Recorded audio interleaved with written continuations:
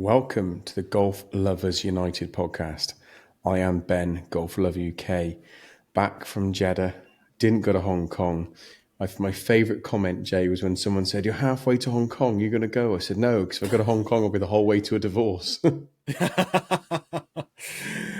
Yeah, no, it was definitely a great week. Thank you for all that you did in Jeddah. I think it was a great week. We held things down back on the homestead. A lot going on in the world of golf. Once again, I feel like we say this Yeah. basically every week. It's pretty crazy.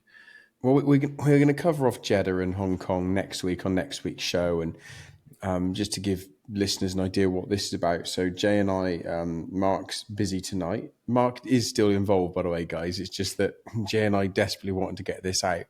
We're just going to do a 15-minute pod now on OWGR news with LIV.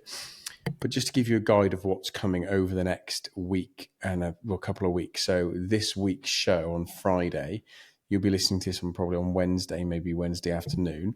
On Friday will be the Graham McDowell interview that I did in Jeddah. And then the week after will be a recap of Jeddah, recap of Hong Kong, and a recap of golf in general. We'll touch on the players as well.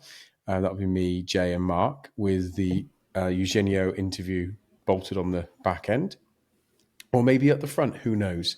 And then we've got other things in the pipeline. The normal show, but we've got the Claude Harmon interview, which is an hour of absolute genius advice on coaching, and a big shout out to Jay for securing that for us. And we've also got an interview with Joy, who's been the bastion really and the biggest proponent and publisher of Indian golf and the Asian tour and the international series. And that's a fantastic interview. So we've got loads of stuff for to come. But let's get on with our emergency pod. Our reaction pod, as Colin Cowherd would call it. And I'm a big Cowherd fan, as Jay knows. So let's get the reaction pod out of the way. And Jay, OWGR and LIV, they're no longer searching for those OWGR points. Do you want to just give the listeners a 2-minute overview of what LIV have announced today? Yeah, sure. So this is actually something that I've been advocating. I actually went back in my tweets and saw this from November 2022. So we're talking about, quite some time ago. So basically, LIV Golf has basically been trying to negotiate with the OWGR and the governing bodies to gain official world golf ranking, accreditation, and points since I think the original application went in July 2022. October 2023, it took them nearly 15, 16 months to say, you guys aren't getting points. They've decided not to grant points for, they've given their primary reason as the qualification for LIV Golf isn't quite as robust as they want. They've also given the reason that there isn't enough turnover week to week. I think you and I both know that's kind of a bunch of malarkey. We all know that there's a lot more going on behind the scenes when it comes to the OWGR. So basically, LIV Golf has made a statement today saying that they are no longer pursuing OWGR points. They have retracted their application. And again, this is something that I've been advocating for a while, because I just feel like, and Phil Mickelson even tweeted about this a few months ago, that LIV Golf was never going to get world ranking points because the OWGR is basically a way for the establishment to protect the PGA Tour, because the PGA Tour's contract with their TV contracts is tied directly into the OWGR rankings and sort of how many players they have in each event. And we all know that in summer 2022, the OWGR and the PGA Tour somewhat rigged the rankings so that PGA Tour events would get more points, and every other global tour, this is even before LIV Golf even applied, every other global tour was going to get less and less points. And that's certainly bore itself out the last 18 months since the changes went into place in August 2022. and it was going to take about 18 months for that to see it through. And we basically have a situation now where outside of the guys that came over to LIV recently, the rest of the top 50 is basically all PGA Tour players, which is exactly what they designed from the beginning. For me, the thing is that it's very obvious now. There is a group of people, and I understand this comment, which says they knew what they were doing, they took the money and they went. Now, I can understand and hear that because people have an opinion, and I'm not so sheltered and blinkered to not be able to understand or listen to other people's opinions. I certainly don't attack other people for having an opinion. Sure. I leave that to the trolls. They do that. But what I would say is, if you take away, let's just take Bryson and DJ, okay? I think DJ's ranked 230th and Bryson's ranked like 160th, whatever it is. It doesn't really matter. They're both below 150 in the world. Now, there are two sides to every story. So if you just want to look at the one side, which is they knew what they were doing, they knew the risks, I understand. Yes, that's fine. But let's look at the larger piece, which is the official World Golf Rankings don't officially rank golfers in the world because they don't do it correctly. So I understand that they paid their money, they got paid the money they were. I can hear that. I don't agree with it, but I can certainly understand it and hear it. But surely the sanctity of getting your rankings right outweighs where people play because you don't like where they've gone. So all these people who keep saying they've taken the money. Yeah, I hear that. I don't agree. But this is proper. Beside the point. This is proper grade 1 in America, kindergarten, whatever you call it, and reception in the UK. This is reception and kindergarten levels of cutting your nose off to spite your face. The OWGR would rather have inaccurate. Let's just go through it. They would rather have inaccurate, out of date, incorrect World Golf Rankings than include LIV players, because that's what they're doing. They're 100%. Choosing deliberately to make their rankings not be correct. Yes, I completely agree. And here's where, and obviously this is these statements have been part of the PGA Tour propaganda from the beginning about, these players knew what they signed up for. They all knew what they signed up for, and they knew that this was going to be part of it. I do think that there were conversations with LIV leadership that they felt like they had a compelling case to get OWGR points, and they do have a very compelling case. Just looking at the players that they have in the qualification system and all that other stuff, 100%. The problem with the OWGR, I mean, there's a lot of different problems with the OWGR, but the fact that the establishment wants to protect this particular ranking rather than just rank players, like if you look at the World Amateur Golf Rankings, it's the thing that I always point people back to. Like the World Amateur Golf Rankings finds a way to rank all amateur players in qualified events that are part of college tournaments where players are literally handpicked. There's team events, there's shotgun starts, there's 36 and 54 and 72 hole tournaments. Somehow, some way, they figure out a way to rank all players.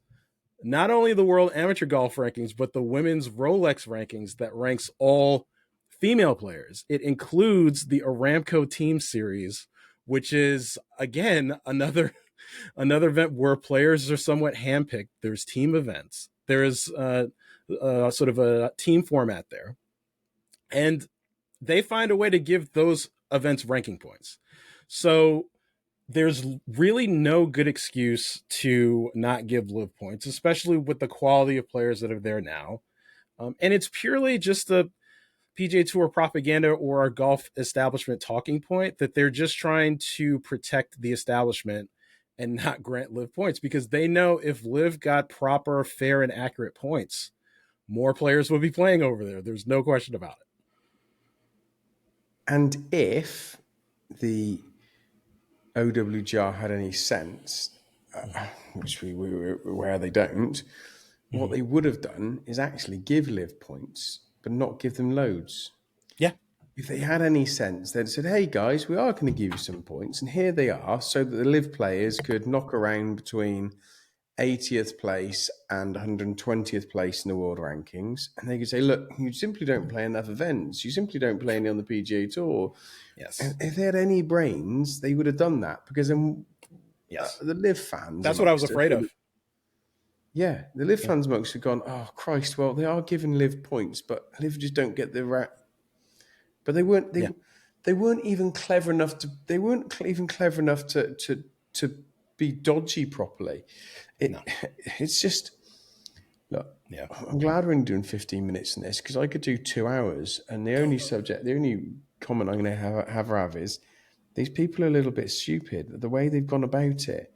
And the people who are on the board for the OWGR, they need to remember that when they set their company up, and it's public record. If you want to go and have a look, just go on companieshouse.gov.uk. It's the British website you can go on. Simply go on there and then go to find company information, and then put in official world golf rankings.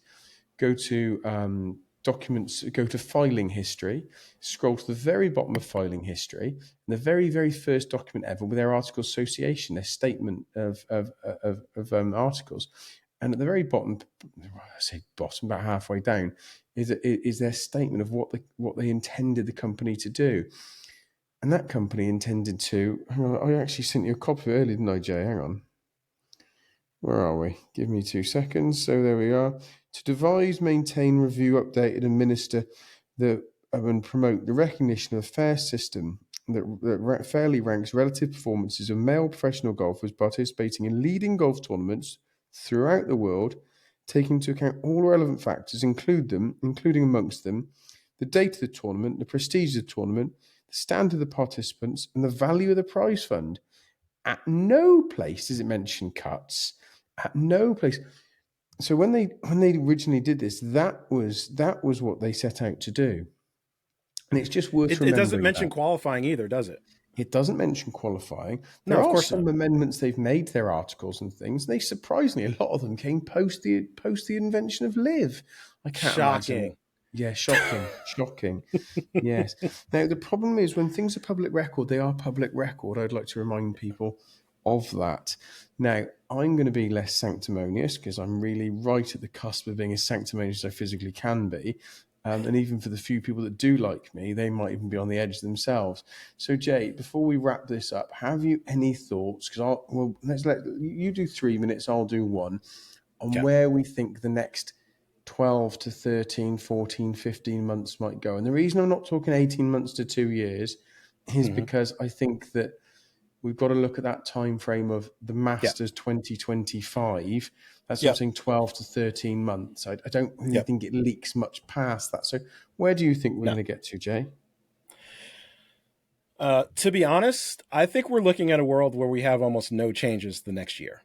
And I think I think they're going to continue on this road for a while, and I'll tell you why. The reason being is the Masters and the other majors think that they're willing to sort of wait this sort of battle out between the PGA Tour and LIV, so that they don't really have to take any actions until it's absolutely necessary. And in their minds, it's not absolutely necessary until there's certain high-level players that are at LIV whose exemptions are going to start running out here in the next couple of years, where, like, for example, the 2026 Masters could very much be a situation where Bryson DeChambeau is not invited. I think starting in 2026, you're going to have a situation where Dustin Johnson's not invited to some of the other majors, like the, PGA, and his U.S. Open exemption starts to run out as well after 10 years. He's obviously in the Masters for life. And then you run into another situation, and this is something that I proposed on Twitter. Like, there's a very big name out there who has been very much rumored to potentially go to LIV Golf. He's not a Masters winner. He hasn't won a major in over 10 years. Rory McIlroy. And I've been doing some calculations that, like, Cam Smith, for example, has taken him about 18 months after he went to LIV Golf, where he is on the precipice of falling outside the top 50. So once you fall out the top 50 and you don't have any other exemptions into some of the other majors, and for Rory, it would be the Masters and the U.S. Open specifically, because he's already won the PGA and the Open, and he's in there until he's 60 plus. Those two majors, you're looking at a world where Rory McIlroy is not automatically getting into the Masters. And I don't think that there's any way they're going to have a Masters anytime in the near future without Rory McIlroy. So I think that if he does go to LIV, they're going to have to figure out another way to get players qualified. I've already proposed that I think it should be the top 15 to 20 finishers in the LIV standings. If they want to take guys that have won LIV events as well within the last, a couple of years, that would be another good way to do it. Except I don't think they're going to do anything to fix this over the next year. And I hope that I'm proven wrong the way I was being proven wrong about Joaquin Niemann getting into the PJ and the Masters, because that was a great thing. However, I don't think they're going to do it because they have too much to protect and there's too much at stake.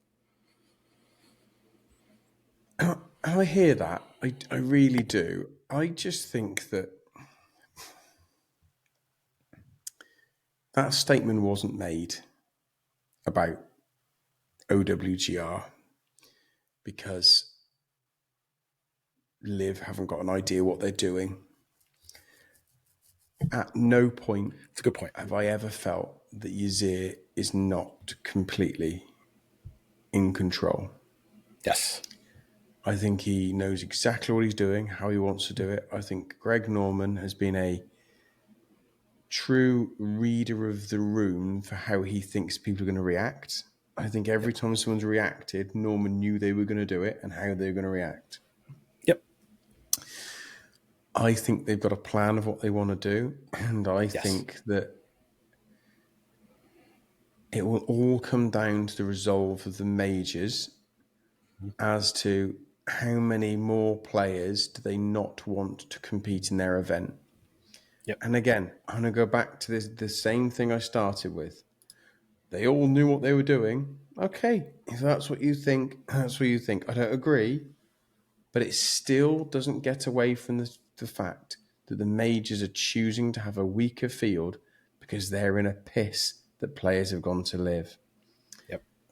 I think that it's very obvious from how people are responding to things like Netflix Full Swing 2 and how people are responding to the viewing figures for Cognizant and how people are reviewing the viewing figures for some other things, that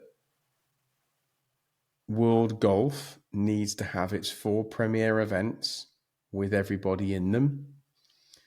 The Masters has long-term sponsorship deals going a long way, but I do think that we will see sponsors wanting to have the best players there. And all I'm going to say is I think if 2, 3 or 4 more players, I don't mean Rory and Scotty Scheffler, but let's just say Fleetwood, Straka, Sung Jae Im, and another person in the top 30 are to go to LIV, the weight of talent is on LIV, and your event then, your major begins to be spoken about by the players that aren't there. At the moment, while I love Adrian Moronk and I love Tyrrell Hatton, and they're some great players, you can kind of get away with 1 or 2 names not being there because Bryson still is, DJ still is, a few others still are. Mm-hmm. So, but when you start having more and more players' names not being there, and your event suddenly becomes more infamous for those not present, that, Jay, is when I think the scale tips. So the question is, do players go at all this season? If players go at all this season, I know you're a believer in no one will go in 2024. You think that the teams are locked and there's not no until more the tail teams. end. Yeah, not until the tail end of 2024. Yeah. Yeah, I mean this season. You don't believe anyone's going across until the end of the year. And I think you're probably right. I think what'll be interesting is what happens in November and December with regards to new players. And Yep. if they do get new players, if they get Rory, it's game over. But if they don't get Rory and they get 3 or 4 or 5 other players, you can't be a major being spoken about, right, who isn't in your event. Yes, completely agree. Because it's already almost at that precipice now. And it's something that they're going to have to really pay attention to.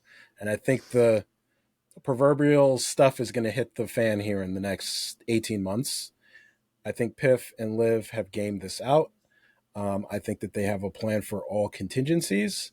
And I think that it's part of the reason why I've been so confident about this from the beginning is that, um, I feel like this is going to play up. Maybe it takes a little longer than we think, but this is only going one way.